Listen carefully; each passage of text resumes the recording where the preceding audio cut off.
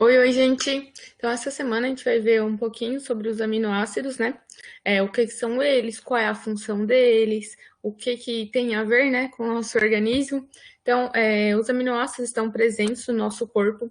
Em média, né, num corpo adulto, existem em cerca de 20% de aminoácidos, né, constituintes do nosso corpo. Então, é muita coisa. A gente tem muitos aminoácidos no nosso corpo. Mas o que que são essas moléculas? Então, essas macromoléculas, né? Então, os aminoácidos, eles constituem as proteínas. Como assim? Uma casa, ela é formada de tijolos, né? E uma proteína é formada de aminoácidos.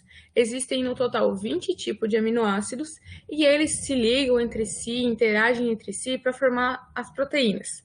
Existem muitas proteínas, então esses aminoácidos eles vão ligando entre si para formar uma proteína. A ordem que cada aminoácido está ligado no outro, ou o tipo de aminoácido que está ligado, é o que vai definir que tipo de proteína que vai ser, como é que essa proteína vai agir no corpo. Então, a principal função, a função, né, dos aminoácidos é formar as proteínas. Então, os aminoácidos são as macromoléculas que vão constituir as proteínas. Como é que é a estrutura de um aminoácido? Ele é formado por 5 partes, podemos dizer assim. Primeiro, um grupo amino, depois um grupo carboxílico, depois um hidrogênio, depois uma cadeia lateral R, esses quatro ligantes. E tudo isso vai estar ligado a um carbono alfa, que é o carbono que está ligando todos esses grupos. Então, aqui a gente tem a estrutura do aminoácido. Aqui está nosso carbono alfa, que está ligando todo mundo ali, o nosso hidrogênio, o grupo amino, o grupo carboxila e a cadeia lateral R, que é o nosso grupo R. Então, essa aqui é a estrutura base dos aminoácidos. O que vai mudar de um aminoácido para o outro é esse grupo R aqui. O restante sempre vai ser o mesmo. Todo aminoácido vai ter o grupo amino e o grupo carboxílico. Essa função aqui a gente também conhece como ácido carboxílico. Por isso, amino, ácido. E o hidrogênio é o que falta, né, para completar as 4 ligações aqui do nosso carbono. Então, na estrutura, né, das proteínas são encontradas 20 tipos de aminoácidos. Então, nós temos, no total, 20 tipos de aminoácidos para formar todas as proteínas que existem. Eles vão se diferenciar de acordo com a cadeia lateral R, né, que é o nosso grupo R, e essa cadeia lateral, esse grupo R, que vai determinar o papel do aminoácido na proteína. Então, ele que vai definir que tipo de proteína que vai ser. Os diferentes tipos de proteína a gente vai estudar na próxima semana. Um ponto importante que a gente tem nos aminoácidos, por conta da estrutura deles, é que eles possuem isomeria. Ou seja, eles conseguem, né, polarizar a luz para um lado ou para o outro, para o lado esquerdo ou para o lado direito. Isso dá total diferença na estrutura, naquela molécula. Não sei se vocês já ouviram falar da talidomida. Ela é uma estrutura que também possui isomeria óptica. Um dos isômeros dela serve como remédio para enjoo para grávidas e foi tomado durante muito tempo. Porém, existe outro isômero, né, dessa mesma molécula que fez com que os bebês nascessem com malformações. Então, tem um isômero que faz bem e um isômero que faz mal. Então, é a mesma molécula, a única diferença é como ela está organizada. É como se essa molécula fosse colocada na frente do espelho, com a nossa mão. Quando a gente bota as duas juntas assim, elas não são iguais, mas quando bota assim, elas são espelhadas, né? Então, aqui no aminoácido, a gente tem esse mesmo fenômeno da isomeria. Isso acontece porque eles têm 4 ligantes diferentes. Então, toda estrutura que possui 4 ligantes diferentes vai ter esse fenômeno da isomeria. Então, aqui no aminoácido, a gente tem, né, os 4 ligantes diferentes, um grupo amino, um grupo ácido carboxílico, o hidrogênio e o grupo R. Então, eles possuem isomeria. As duas isomerias que tem, a isomeria L e a isomeria D. A isomeria L vai desviar a luz polarizada para a esquerda, enquanto a isomeria D vai desviar a luz polarizada para a direita. Apenas a isomeria L é que está presente nas proteínas. Então, a gente só vai sempre estar falando da isomeria L quando estiver relacionado às proteínas, que é quando o grupo amino estiver aqui do lado esquerdo. Então, se numa estrutura você vê o grupo amino do lado esquerdo, esse aminoácido faz parte das proteínas. A gente só tem uma única exceção, sempre tem alguma exceção, né, a regra, que é a glicina. A glicina é o único aminoácido que não possui isômero, porque o grupo R dela é um hidrogênio. Então, esse carbono aqui não possui 4 ligantes diferentes. Então, ele tem 2 hidrogênios aqui, então ele possui só 3 ligantes diferentes. Então, ele não vai possuir isômeros por isso.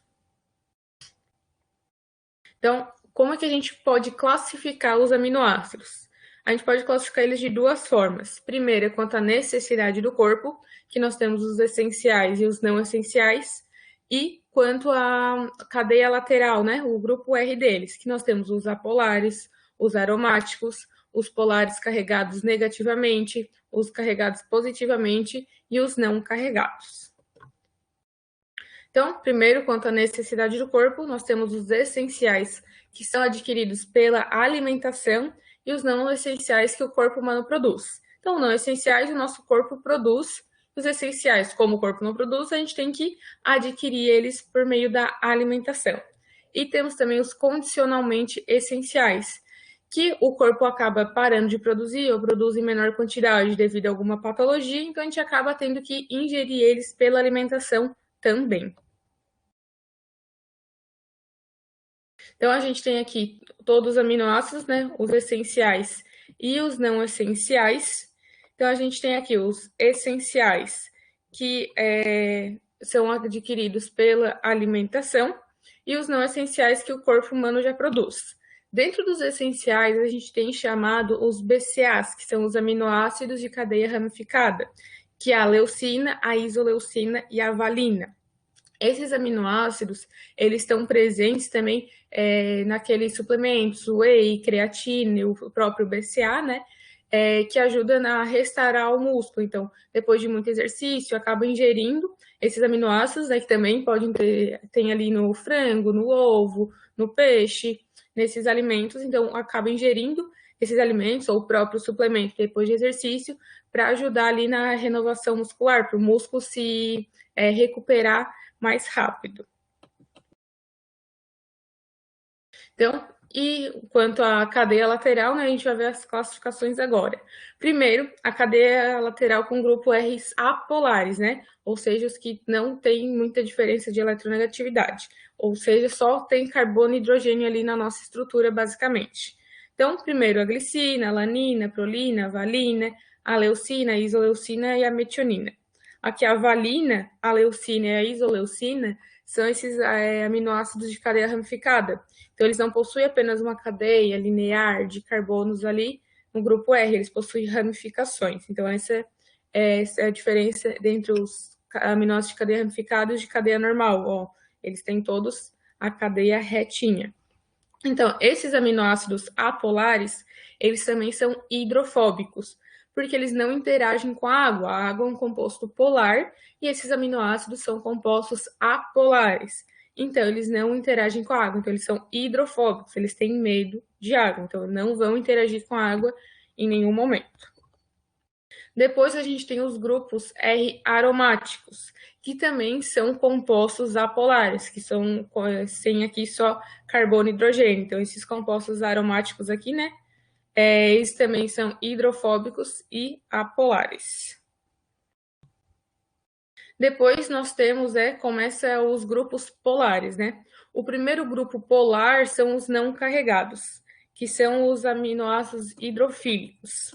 Esse nome de hidrofílicos, né, quer dizer que eles conseguem, eles vão interagir com a água. Então aqui a gente tem a serina com um grupo hidroxila, que faz ele ser polar, a treonina aqui com outro grupo hidroxila, a cisteína com um enxofre aqui, a aspargina aqui com um grupo amida e a glutamina também com o grupo amida.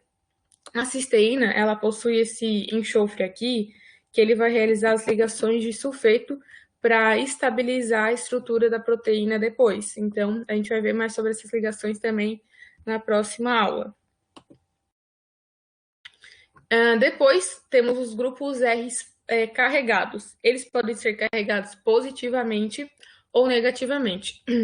Os carregados positivamente, eles vão ter no grupo R um grupo amino a mais. Então, aqui nós temos o grupo amino e o grupo carboxílico, né, da estrutura do aminoácido.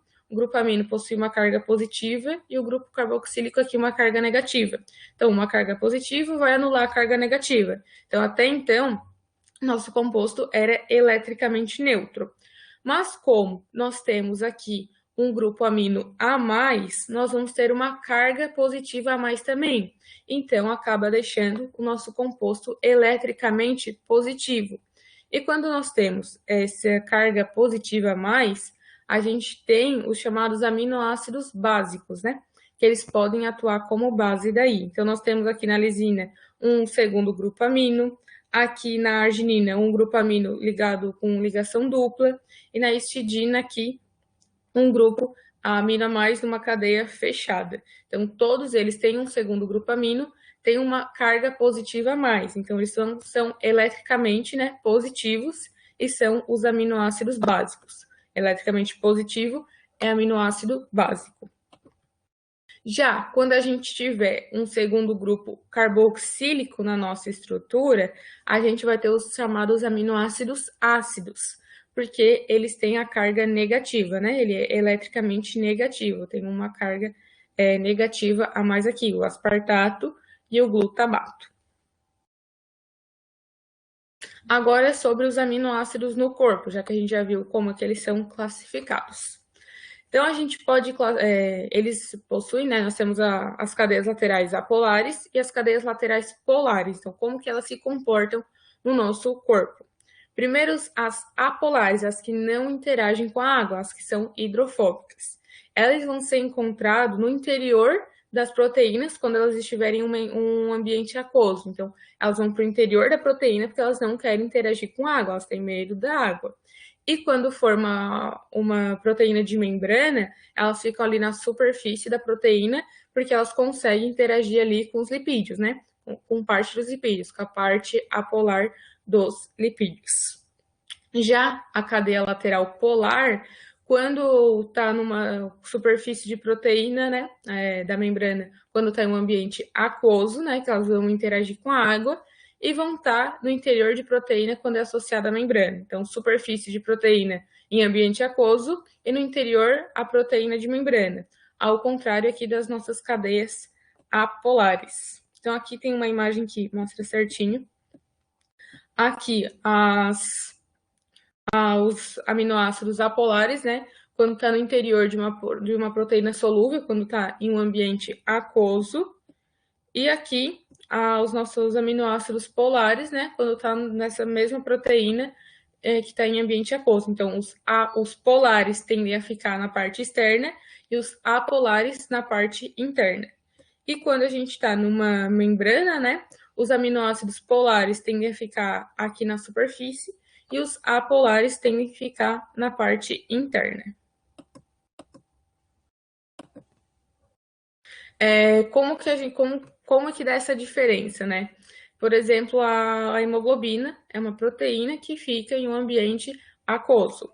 Então, a estrutura dela, né, a parte na superfície, é formada por aminoácidos polares, né, que tem o grupo R polar, por exemplo, o glutamato. Então, ele fica ali para ter essa estrutura da hemoglobina, né, essa estrutura mais redondinha, mais cheinha. Porém, quando a troca desse grupo R polar por um grupo R apolar, por exemplo, a valina, como é um grupo apolar, ela quer ir para o interior da proteína. Então, acaba perdendo esse formato aqui e ficando com esse formato aqui tipo de foice. E esse formato, né, que é uma fibrosa longa, acaba se acumulando aqui na corrente sanguínea. Isso acaba gerando problemas para a pessoa que tem essa doença, essa patologia. Então, a simples troca de um grupo polar por um grupo apolar pode causar muitos problemas. Então, nosso aminoácido, né? Ele já diz o nome, né? Que tem amino e um grupo ácido carboxílico. A gente vai ver as propriedades ácido-básicas desse composto. Só relembrando aqui, né? Uma das definições de ácido-base, que é a teoria de Bronsted-Lowry, em que ácido vai ser a substância que é capaz de doar um próton H+, e base é a substância que vai receber esse próton H+. Então, aqui a gente tem o amônia e o ácido clorídrico. O ácido clorídrico está cedendo o H, o grupo H+, aqui o nosso próton, para o grupo amônio aqui. Então, aqui está ficando NH4Cl-. O Cl aqui perdeu o hidrogênio, né? Então, quer dizer que ele está atuando como ácido. E aqui, o NH4 ganhou um hidrogênio. Então, ele está atuando como base. Então, ácido perde H, base ganha H. E os aminoácidos, eles conseguem atuar tanto como ácido fraco ou base fraca. E eles possuem também a forma deuteriônica, quando que ele está sendo um composto eletricamente neutro, que é como a gente viu ali, né? Quando a gente viu as cadeias não carregadas. Então, ele vai ter uma carga positiva e uma carga negativa. Então, uma carga vai anular a outra e o composto vai ficar eletricamente neutro. Então, aqui a gente tem a forma iônica dele, que ele está sem nenhuma carga, e a forma deuteriônica, que ele está com uma carga positiva aqui no grupo amino e uma carga negativa aqui no grupo carboxílico. Então, ele pode atuar como ácido e como base. Quando ele atua como ácido, então ele vai perder um próton H+, ele vai perder o hidrogênio. Então, aqui ele está na forma deuteriônica, né, com as cargas, e aqui ele está só com uma carga negativa. Ele perdeu um hidrogênio aqui do grupo amino, que era NH3, e aqui está só NH2. Nós temos o nosso próton e hidrogênio aqui separado, significa que ele perdeu esse próton H+. Então, ele está atuando como um ácido, porque ele está perdendo, está doando esse próton H+. E como base, ele vai atuar recebendo um próton H+. Então, aqui nós temos a nossa forma deuteriônica, vai ser adicionado a ele um H+ aqui, né, um próton H+, e agora o grupo carboxílico está sem nenhuma carga, porque ele recebeu um hidrogênio aqui. Então, esse aminoácido está se comportando como uma base, porque está recebendo, está sendo adicionado à estrutura dele um próton H+. Aqui a gente ainda tem a questão das cargas finais, né, dele. Aqui a gente tem quando ele está totalmente protonado, ou seja, ele está com todos os prótons e hidrogênios ali, a gente tem uma carga final de +1. Aqui não temos nenhuma carga no grupo carboxílico, mas aqui no grupo amino temos uma carga positiva. Então, se temos uma carga positiva, a carga total dele é +1. Quando ele perde o primeiro próton, ele passa a ter uma carga 0. Por quê? Carga positiva aqui, carga negativa aqui. Juntando as duas cargas fica 0, né? Um positivo, um negativo, juntos os dois, ficou aqui a nossa carga neutra, que é a forma deutério, né? A forma deuteriônica. E quando ele perde outro próton H+ aqui, ele passa a ter a carga -1, que agora o amino aqui, o grupo amino não tem mais carga, ficou apenas a carga negativa do ácido carboxílico, do grupo carboxílico aqui. Então, carga -1. Quando ele tem uma carga +1, ele tende a ter um pH mais baixo. Então, ele tende a ser aqui mais pro ácido. E quando ele está com a carga -1, ele tem um pH alto, ou seja, ele tende a estar mais para o lado básico. E quando ele está na forma deuteriônica, ele está no pH mais neutro. Então, vamos ver a titulação dos aminoácidos. Como é que a gente faz para descobrir a forma que ele está, por o gráfico e pela titulação. Então, aqui a gente tem a titulação da glicina, que é o nosso aminoácido mais simples. Como é que funciona isso? Nós temos aqui a nossa forma totalmente protonada, né, com a carga +1, ele só tem a carga aqui do grupo amino, e a gente vai titular a glicina, ou seja, a gente vai adicionar a base nessa substância, nessa solução que está presente, que tem glicina presente, a gente vai ver como que o pH dela vai se comportar. Então, a gente tem aqui a nossa titulação, a glicina, né, uma solução cheia de glicina, e vai ser adicionado base a essa glicina. Então, a gente começa aqui com pH um pouco mais ácido, né, com pH baixo, e conforme a gente vai adicionando base, né, nessa estrutura, vai tendendo a perder o próton H+, porque daí a gente vai juntar ali, né, o OH com o OH+, que vai sair, até se tornar uma solução mais para neutra, né, que vai formar água ali. Até que chega nesse ponto aqui, que a gente chama o ponto de pKa. Nesse ponto de pKa, ele é igual ao pK, né, o valor vai ser igual ao pH. Então, a gente tem uma faixa em que não altera muito o pH. E nessa faixa, a gente vai ter 50% dessa estrutura aqui e 50% dessa estrutura aqui. Então, nessa faixa de pKa, deixa eu botar aqui para desenhar, a gente vai ter 50% dessa estrutura e 50% dessa estrutura aqui. Então, da carga 1, da carga mais 1 e da carga 0, aqui nessa faixa aqui de pKa. Temos 50% dessa e 50% dessa. Então, não temos mais somente essa estrutura totalmente protonada e ainda não temos totalmente essa forma quisiotteriônica. A primeira parte que sai vai ser esse H aqui do grupo carboxílico. Então, esse é o primeiro que vai começar a sair. Então, enquanto não saiu tudo dele ainda, temos um pouco de cada estrutura aqui. Se a gente for continuar fazendo a titulação, continuando a titulação, a gente vai chegar nesse ponto aqui que é o PI, que é o ponto isoelétrico, que é quando a gente vai ter 100% dessa estrutura aqui isoteriônica, no PI. Vou botar aqui que é o PI. Então, todos os grupos ácido carboxílico, né, todos os grupos carboxílicos perderam o próton H+ dele. Então, ele está totalmente desprotonado.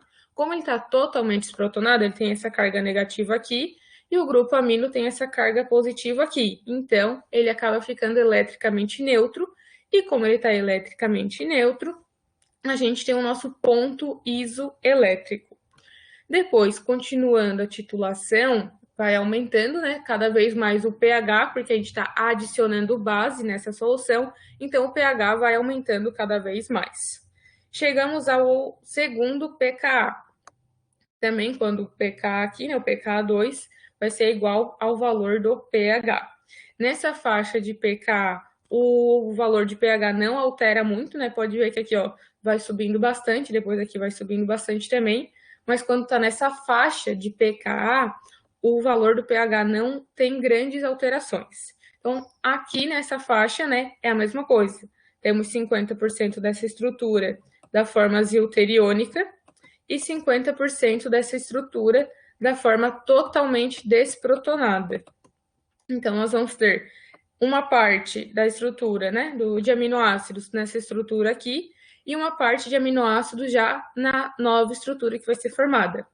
Quem que vai perder o próton agora vai ser o grupo amino. Aqui ele tem uma carga positiva, sendo NH3.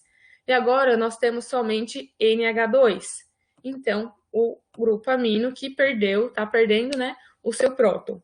A regra é, sempre perde primeiro os prótons H+ do grupo carboxílico, não importa quantos grupos carboxílicos que tenha, sempre perde primeiro do grupo carboxílico, para depois começar a perder do grupo amino. Então, essa é a titulação, né, de um aminoácido. Temos o grupo aminoácido aqui, começa num pH baixo, porque ele está totalmente protonado, né, nossa carga +1 aqui. Então, vai sendo adicionado base nele, para tirar esse próton H+ até ele ficar totalmente desprotonado. Então, primeiro sai o próton do grupo carboxílico.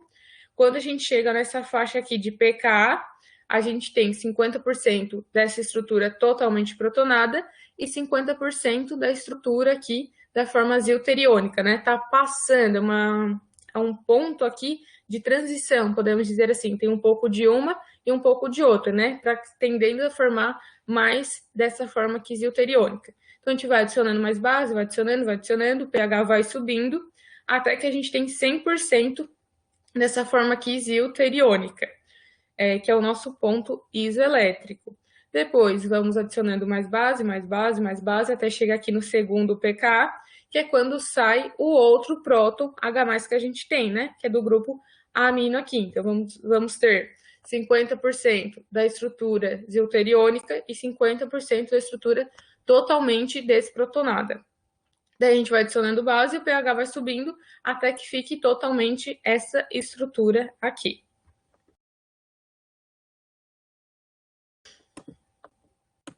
Aqui eu trouxe a titulação do glutamato também para a gente ver. Porque a da glicina é simples, só temos um grupo carboxílico e um grupo amino. Porém, quando a gente for tratar dos outros aminoácidos, né, os que são carregados, a gente vai ter um grupo amino mais ou um grupo carboxílico a mais. Então, vamos ter mais valores de pKa, então isso acaba dando algumas diferenças. Mas é basicamente igual, é bem parecido. Então, começamos com o nosso aminoácido aqui, né, totalmente protonado com a carga +1.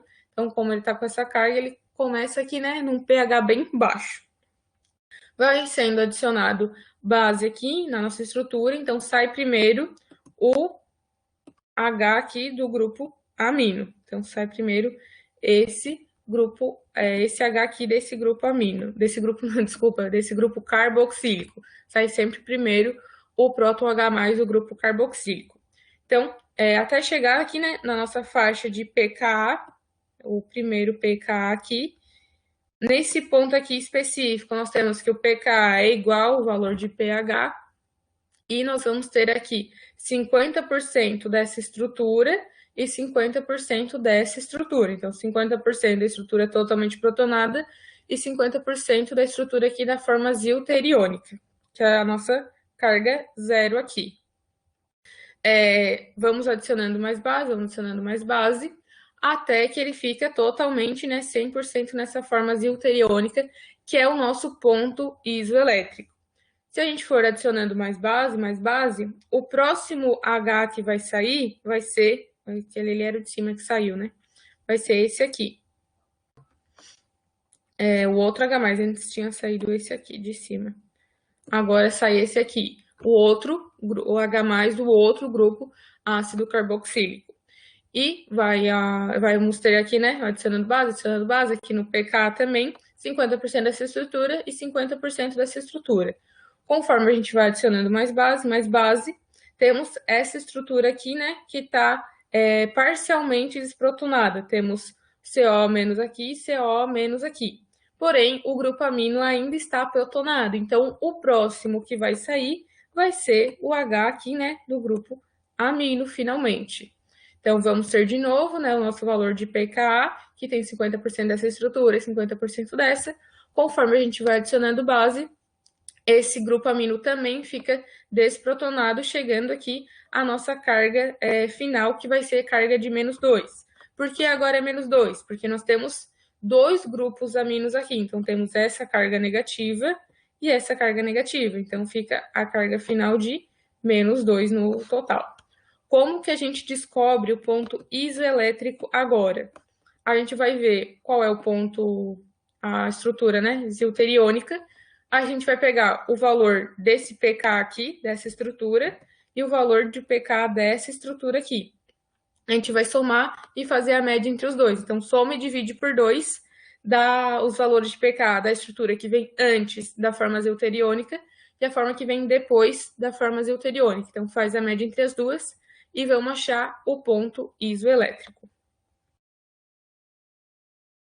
Então, o que é importante, né, a gente lembrar sempre aqui da titulação.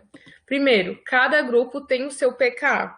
Esses valores de pK são valores tabelados, então a gente não precisa ficar decorando nem nada disso. Tem os valores tabelados, é só olhar na tabela que a gente vai descobrir os valores, né, para conseguir calcular o valor ali, né, do ponto isoelétrico. Também é possível descobrir ali pela curva de titulação, mas esses valores são tabelados. Quando a gente tem pH baixo, ou seja, num ambiente mais ácido, a estrutura que vai prevalecer é a estrutura totalmente protonada, a que tem carga positiva. Então, quando a gente tem ali, né, a nossa carga mais positiva, vai tender à forma mais ácida. Ou seja, quando está em um ambiente ácido, a forma que vai prevalecer é essa forma totalmente protonada. Quem titula primeiro sempre vai ser o grupo ácido e depois o grupo amino. Então, sempre sai primeiro o próton H+ do grupo carboxílico para depois sair do grupo amino. Quando o pH for igual ao pKa, a gente vai ter sempre 50% de cada estrutura que está envolvida. A que era e a que está se tornando. O ponto isoelétrico é a forma deuteriônica total, quando a gente tem o nosso composto eletricamente neutro. O ponto isoelétrico, quando tiver grupo a mais, né, seja um grupo amino ou seja um grupo carboxílico, é só fazer uma média entre o pK anterior e o que vem depois da forma que tem a carga zero, que daí a gente faz a média entre os dois e descobre qual é o ponto isoelétrico. E por último, aqui a ligação entre os aminoácidos, como é que eles ligam entre si, né? Então, a gente tem a ligação peptídica, que a gente vai ver mais a fundo quando a gente for ver as proteínas, mas é o que vai ligar um aminoácido ao outro. Então, um grupo carboxílico de um aminoácido vai se ligar ao grupo amino de outro aminoácido. Então, vai formar um grande aminoácido, podemos dizer assim, o grupo carboxílico de um lado e o grupo amino de outro lado. Então, para isso acontecer, esse grupo carboxílico tem que se ligar com esse grupo amino. Aqui vai acontecer uma reação de desidratação, ou seja, vai liberar uma molécula de água. Então, aqui, a hidroxila do grupo carboxílico vai se ligar aqui com um hidrogênio, né? Os dois vão sair do grupo amino, formando uma molécula de água. Então, vai sobrar aqui um espaço, né? Um espaço para ligação no carbono e um espaço para ligação no nitrogênio. Então, os dois vão se ligar, formando aqui uma nova função orgânica, que é a amida. Então, nós temos aqui a nossa ligação peptídica, formada através da ligação do grupo carboxílico de um aminoácido e do grupo amino de outro aminoácido. Aqui estão os exercícios, né, que vocês podem ver depois ali, mas é isso então, gente. Espero que tenha ficado um pouco mais claro essa parte dos aminoácidos. Qualquer dúvida, pode me chamar.